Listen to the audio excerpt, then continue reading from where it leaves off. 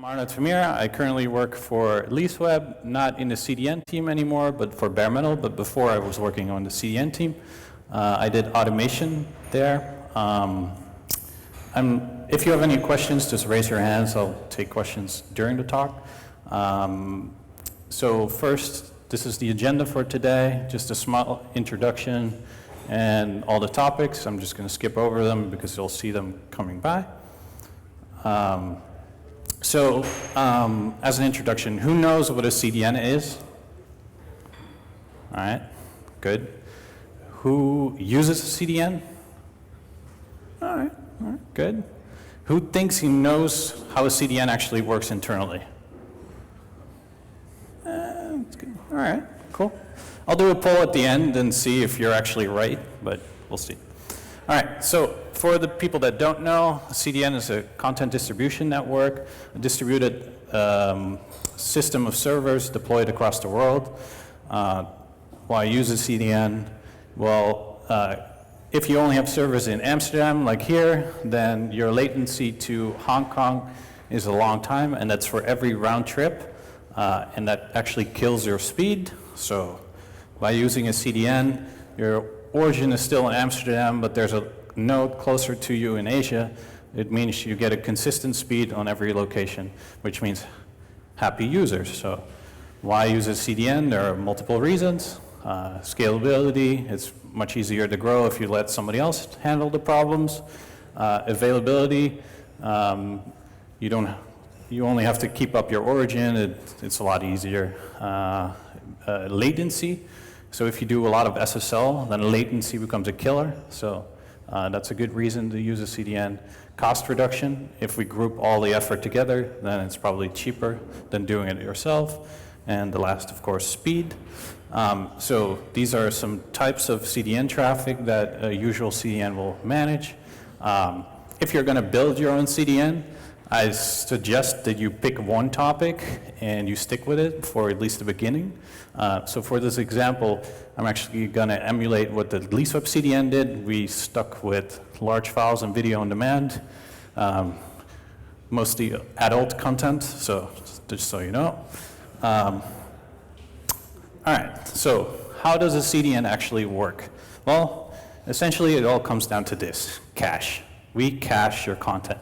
We cache it as close as possible to the customer, and how we cache it, there's multiple ways. In order of speed, you can cache it in memory, on SSDs, or on SATA drives. All right, so let's get started with our CDN. So the first thing you need is servers in at least 2 locations, because otherwise you're not close to the customer and you still have no service. So let's assume we have a server in Washington and one in Amsterdam. So the first question you're gonna have to answer is, how do you direct your customer to the closest node? Which has actual capacity to handle that request and is working correctly. So to answer that question, you have 2 solutions. You can use a DNS-based distribution, so based on your DNS query, send somewhere, or you can use a network-based solution, and I'm going to go over both alternatives. So for the network-based solution, you go with Anycast. Basically what you do is you announce this prefix in 2 places in the world, and the routers will just automatically, BGP does shortest path selection. What's my shortest path from A to B? And it will see 2 routes. One is going to be longer than the other, and it's going to choose the shortest path. So easy. You don't have to do anything. It's all in routers. And it would look like this. So you have your IP space there and your IP space there, and the customer will just go there or go there. All right. But there are downsides to this approach, or at least limitations that you need to know about. So one of the downsides, and one of the biggest downsides, is you can't really control where your user is going because BGP is selecting it for you. So Washington is closest, but you're having a problem then, and the only thing you can do is just take that entire POP down. Like, shit, I have a problem, I'm just going to take it offline, and then everybody has to go to Amsterdam. So It's hard to do capacity control, and there's no health checking. So if a user goes to a site, it's just going to assume that it's right there, and then he ends up right there and it doesn't work, then he's screwed. So downside of this approach. You just have to make sure that it always works, and then you can make it work. Instead, there's an easier way where you just use DNS. So we start with checking your location, and the way we do that, it's been mentioned a little before, is you get the GeoIP database from MaxMind. Oh, shit.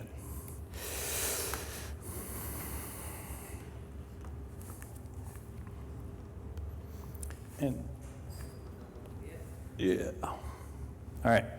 And then you enter your IP. This is an example. Currently, this is my IP address here, and I'm based in the Netherlands. I'm in Europe, and this is my coordinate. And apparently, this is our hoster. So based on these coordinates, I can do a calculation. Where's my mouse? So I can do a calculation of where our closest cluster is. And wait, I skipped over. So I have the location of the client, and I know where my servers are because usually they don't move. And we can send you to the closest cluster. However, our DNS server is a little more advanced. It can actually do some things. So it has, our current DNS has the list of the load balance that we have. It has the capacity of the cluster, or the weight, the amount of requests it can actually handle. The coordinates, like I just said, so these are going to be Amsterdam or Washington, and the state of the load balancer. So it constantly connects to a load balancer, says, are you still working correctly? Yes. If it's working correctly, leave it. If it's not working correctly, take it out of DNS. So this is an example config of how you would get started with DNS load balancing. This is an example for GDNSD. It's open source software. You can use it for free. The only thing you have to pay for is the GeoIP databases at MaxMind. So we have two data centers defined, Amsterdam and Washington, D.C. We have a couple of subnets. And we have the coordinates of the data centers. So in this case, Amsterdam and Washington, D.C. Next step. I need to define which load balancers are actually in this cluster. So I have my cluster name, and then I define a health check, which I'll explain later. And then in Amsterdam, I have 2 servers and 2 IP addresses, and the weight of the servers, like in this example, they're equal strength, so I'm just going to give them both the value of 100%.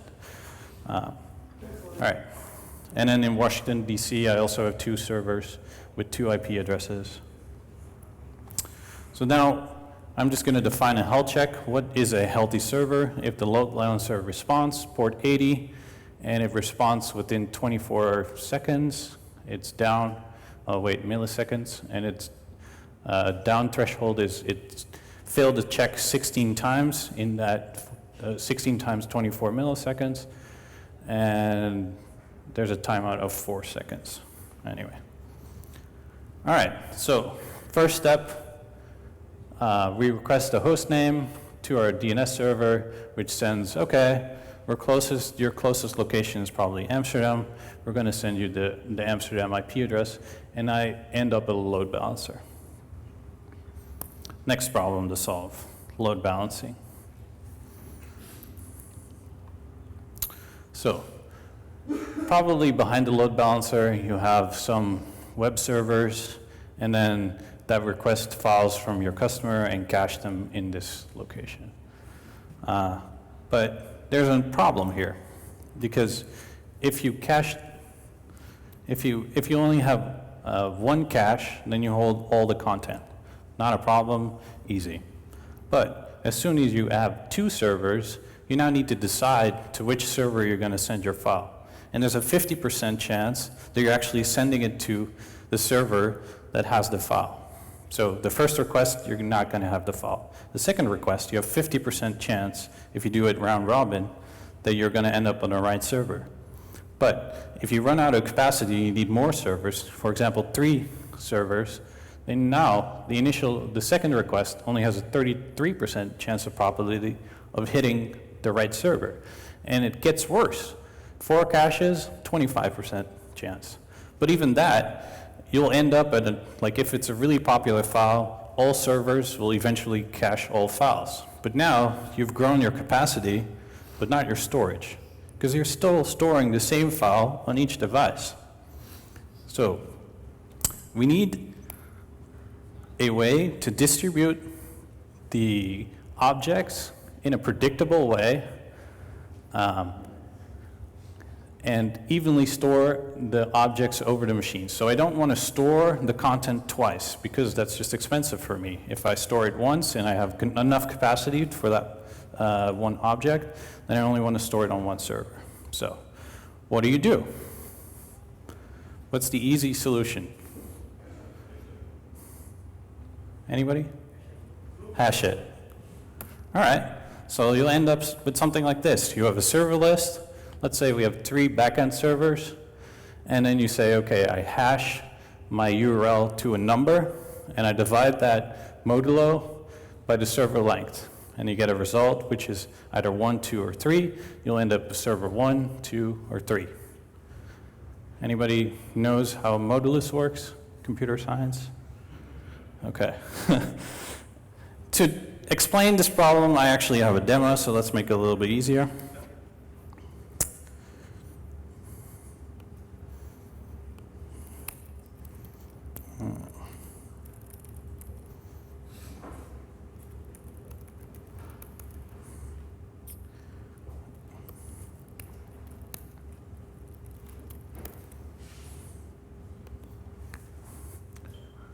All right. Can you read that? Good. All right, so I have my server list of 3 servers defined up here. I have a hashing algorithm, in this case, Daniel Bernstein hashing algorithm. I can go into detail why Daniel Bernstein hashing algorithm is really interesting for this problem, but I'll spare you that. I have a function to get to which server I have to go, which is basically what I just showed you. I hash the URL and the host probably, and I send it to a server. So I have a function that outputs a set of example URLs and the content of the server list at this point. All right. Now I have a function to add a node and delete a node from the list. And I'm just going to run you through what happens if you use modulo for this example. So I'm going to show you where all the URLs land when you initially set it up with 3 nodes. Then I'm going to delete the node, show you the status again, add a node back, the same node, show you the status again, add an extra node, show you the status, and then delete a node, and then show you the status again. Where's my mouse?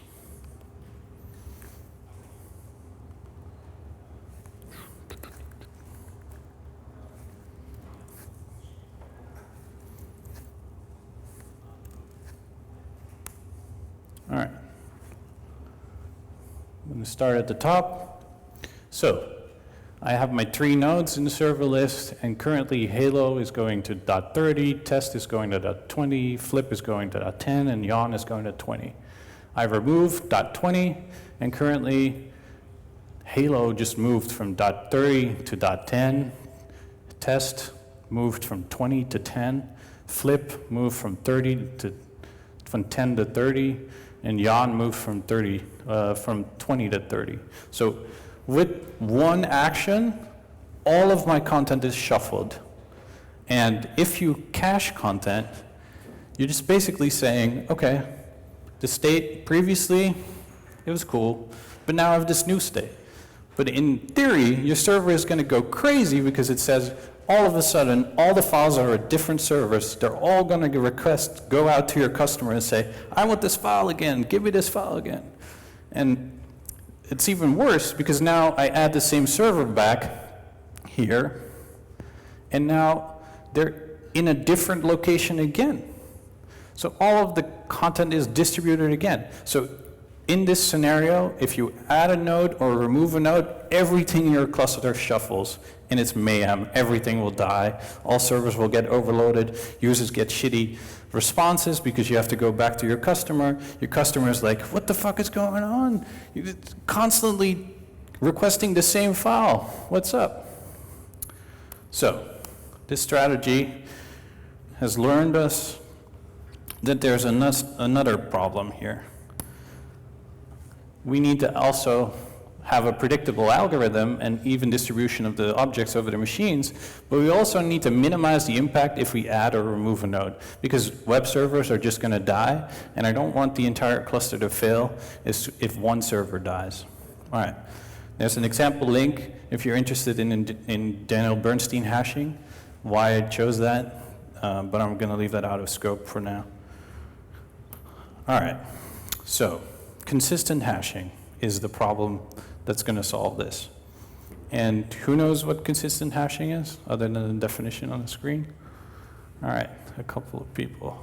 All right, so a consistent hash is a function which only changes minimally if the range of the function changes. So the range of the function is, in this case, the amount of servers.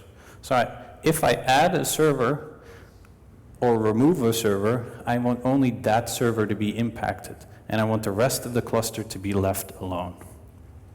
All right, so how does consistent hashing actually works? So there's a research paper, if you're interested, published by Akamai. You can download it for free, where they introduced consistent hashing. It's called that. Good luck Googling. So consistent hashing. So I'm going to hash both the URL and the server IP to a number. For this example, I'm going to hold it's very simple. I'm going to do 3 numbers, well, 4 numbers. And then I'm going to hold all the values to a server that are bigger or equal than myself, but smaller than the next. And I'm going to explain this in steps. So let's say these are my servers, server 0, server 1, server 2, server 3. For this example, I actually made an even distribution. In practice, it's not going to be that way, but for the example, it's going to be that way. All right, so all the content between 0 and almost 1 are going to belong to server 0. And all the content bigger than 1, bigger or equal than 1, but smaller than 2 are going to fall under server 1. And it goes on, of course. So now I start adding files.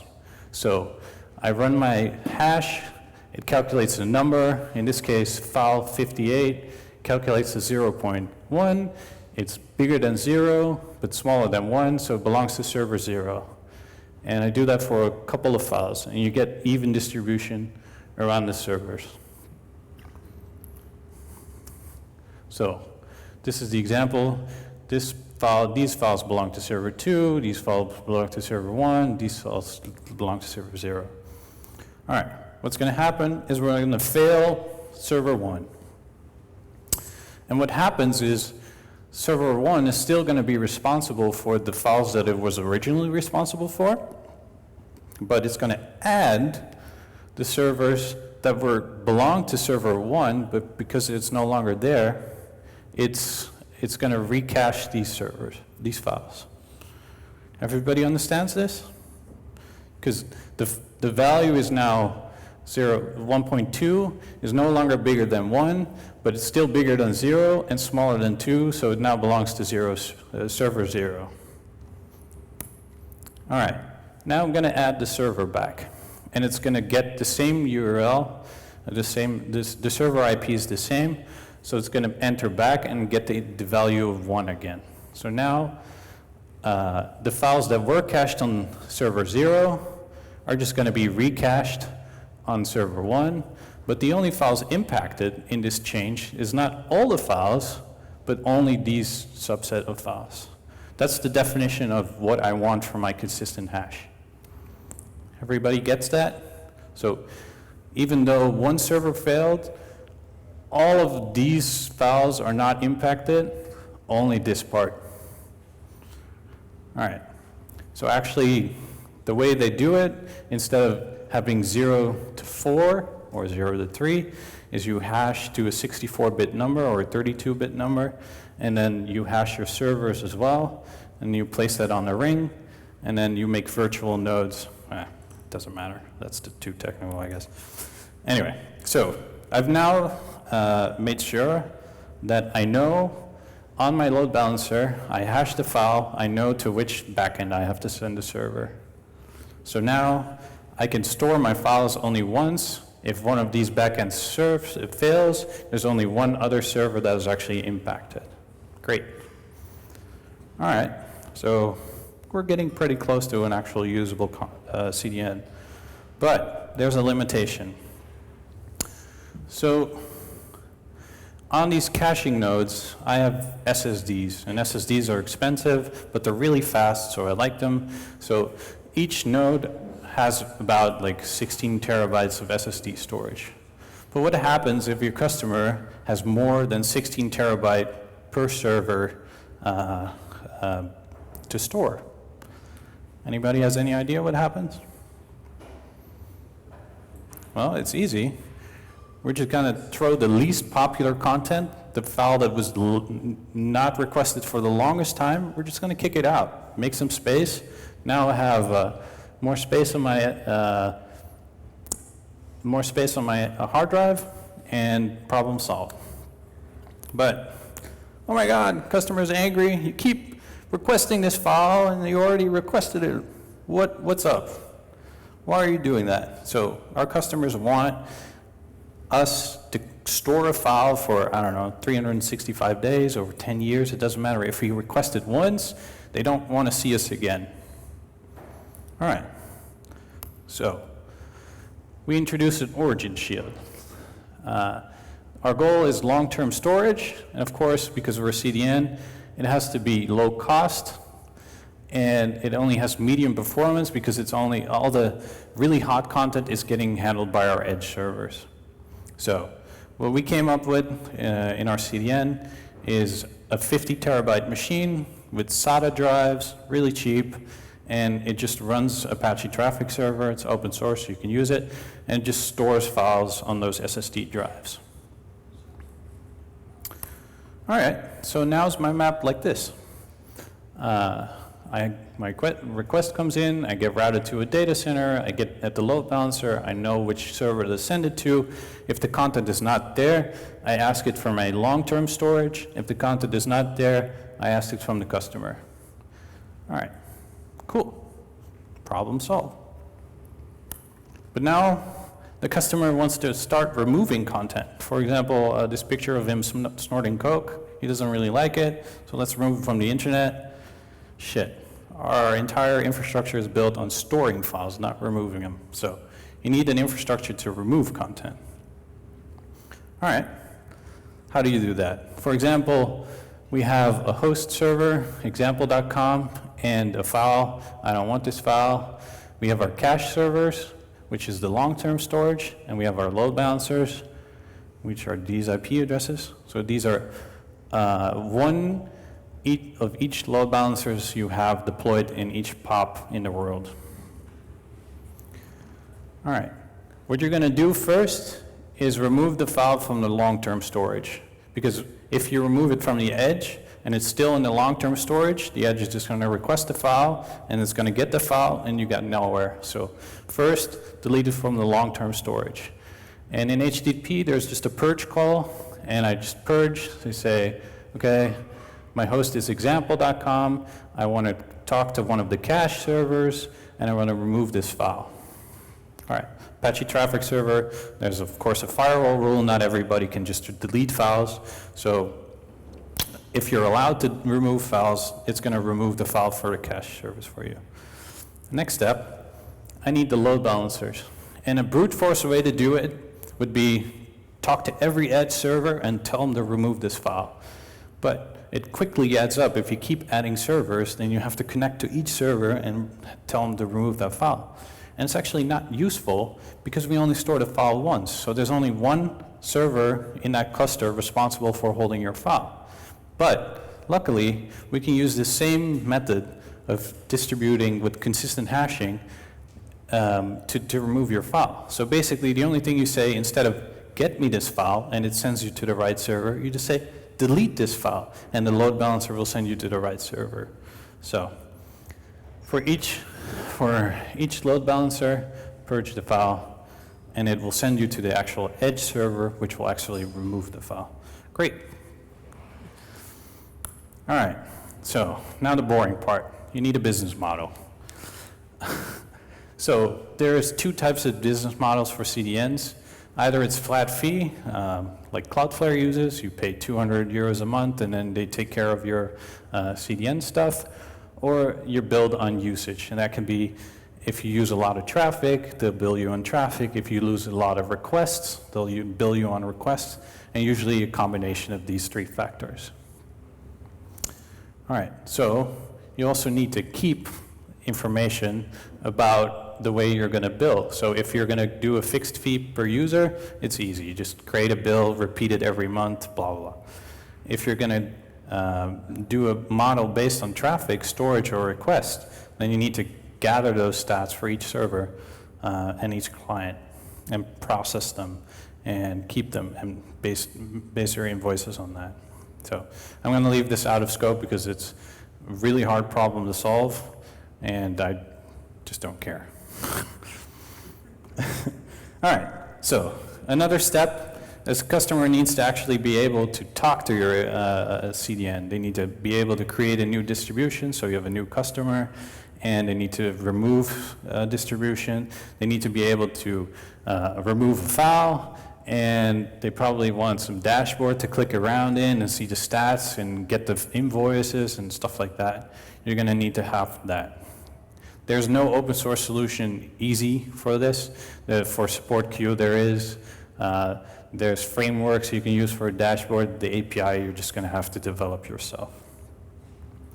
So in the end, this is basically what your CDN is going to look like. You're going to use a DNS server for the GeoIP. I would really love to say use Power DNS, but they need a better geo backend. Load balancers, suggest HA Proxy. It's a great load balancer. It's open source. For our edge servers, we use Nginx. We store cache on SSDs. Then we use Apache Traffic Server for cache servers, and we do statistics parsing with Heka, Apache Kafka, and Apache Spark. So all the cool buzzwords, it's right there. Questions?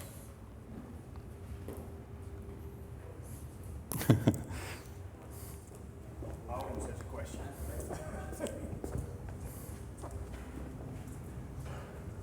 What happens if a file gets so hot, so much requested, that not one edge server can handle it? That's a really good question, and that's actually if you have,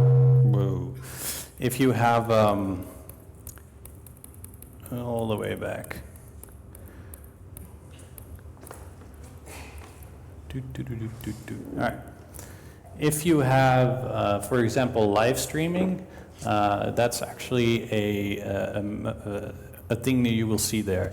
What happens with live streaming is they chunk every piece of content, and if a user starts streaming, it will always want the latest chunk because it wants the freshest thing. So everybody comes in, like 40 gigabits of users at the same time and wants that same file. So for that solution, you don't want to use consistent hashing. You want to use round robin. You want to send every user to different servers, and you just want capacity instead of storage. Other question? I'm still here. All right. About the deletion part from your coke snorting Yes. CEO, how do you handle deletion in case of a failure of a server where it's stored on? For example, server 1 fails in your example. Yeah. What happens if you purge it while the server is offline? And the other way, what happens if you purge it and it is also stored on a secondary server because there was a server online previously, offline? All right. So if the server went down and comes back up again, then you obviously haven't purged it. So the easy thing is the customer is going to see, hey, this is weird, and just going to issue another purge. If the server moved to another server and now the original server is back, then you're going to purge it from the original server and not care about the other server that took over, because it's just going to expire and it's going to be not requested for a long time and fall off the bandwagon eventually. So reissue a purge. I'm with Julian now here. For the consistent hashing, did you consider to have several points per server? Do I have, sorry.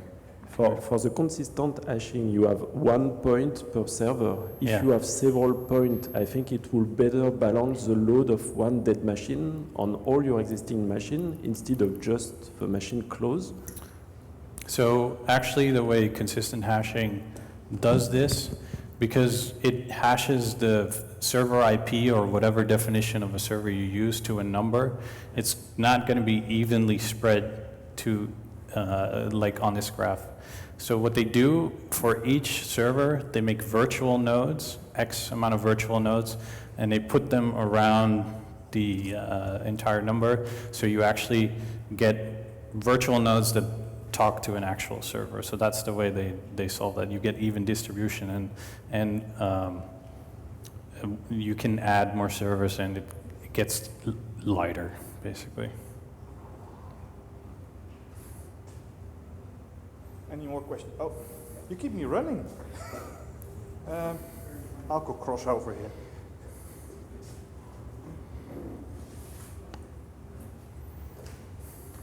Hi. If one of your customer is changing a file, do they really have to first purge it and then the new one becomes available, or is there a dynamic change possible? You have a couple of options there. If the customer says, okay, cache this file infinitely, then you have to issue a purge. But there's alternatives. You can say either set a really short cache time, like 30 seconds, and after 30 seconds, it's going to check if the file is still the same and recache the file. You can do that with HTTP cache control headers.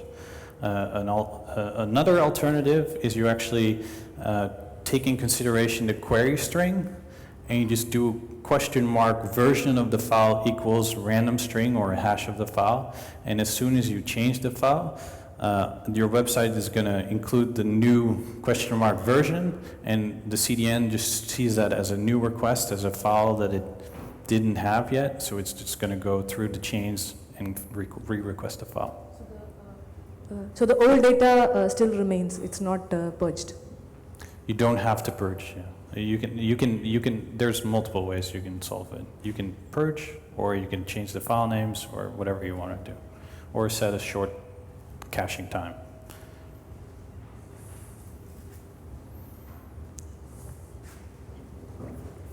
I'll take a little stroll.